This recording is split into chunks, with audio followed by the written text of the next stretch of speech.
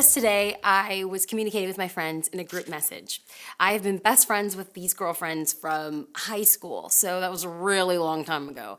I know, don't let the gray hair fool you. Anyway, and in this group text message, I had kind of let them know of something that I've been kind of struggling with for a while, and it was like put out on the carpet.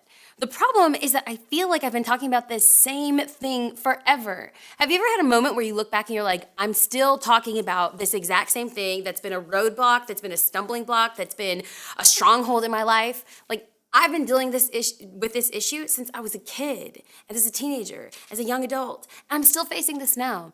From our group text message, one of my friends sent me a private text message, and she said, "Are you okay with this conversation? Are you okay having this dialogue and discussion?" And I paused for a moment because I thought, it is kind of embarrassing to be like, hey, pray for the exact same thing that I've been asking prayer for about 20 years. But I realized something. In the story of Joshua, Joshua was just about to inherit the promised land. Now, he was given a promise from God saying, this land will be yours. But how many of us know that there's always a problem standing in between our promised land and what God has promised to us? And that's what we see here. They had to conquer Jericho. Jericho is a city. But in order to get to the promised land, they had to conquer Jericho. After Jericho was Ai. After Ai was other cities. In order to get to the promised land, they had to conquer this. Well, I feel like I've been walking around Jericho. And instead of being disillusioned, I'm holding to the story of the Israelites. They walked around the walls of Jericho, thick, impenetrable walls. Absolutely impossible situation. And the battle plan for taking this city wasn't armory, wasn't more men, wasn't attack. It was to walk around the walls, which seems counterintuitive. And I know that many people can give me their advice, their 7 tips, their 5 ways on how I can overtake this problem that's been standing in front of me.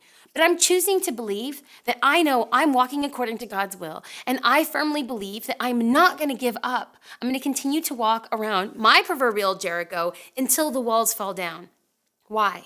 Because they walked around the Jericho walls for 6 days. Now, I don't want to get all geeky or mystical or anything, but 6 is the number of man. We see 6 throughout the scope of the Bible, and it represents the number of man. But on the 7th day, they walked around the city 7 times. And on the 7th time, they give out this loud shout, and the walls of Jericho come tumbling down.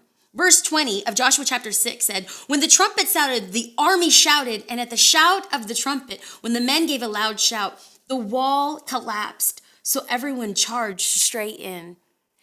And here's the thing, I don't know where you're at in life. I don't know what Jericho you've been walking around, but don't quit. You're so close. Like, how sad, and I texted my friend this morning, it's like, I should be discouraged about this issue, but I'm not, because I'm not going to quit. This could be the day that I wake up and it's my 7th lap. This could be, I am so close to the finish line. This could be the checkered flag that lets me know that I'm done. I don't have these visuals, but I'm trusting, God, you're going to heal me. You're going to give me this answer to prayer, whether here or on earth, and I'm trusting that you are good. And so whatever is around your Jericho today, don't give up. Continue to walk, because 6 is the number of man, but 7, honey child, 7 is the number of God. On the 7th day, they walked around 7 times and they took the city. Today might be your 7th time. Don't give up. Don't grow weary in doing good, for in due season, you will reap a harvest. I'm believing that not just for you, I'm believing that for myself. So go strong into this week, and we'll see you next week.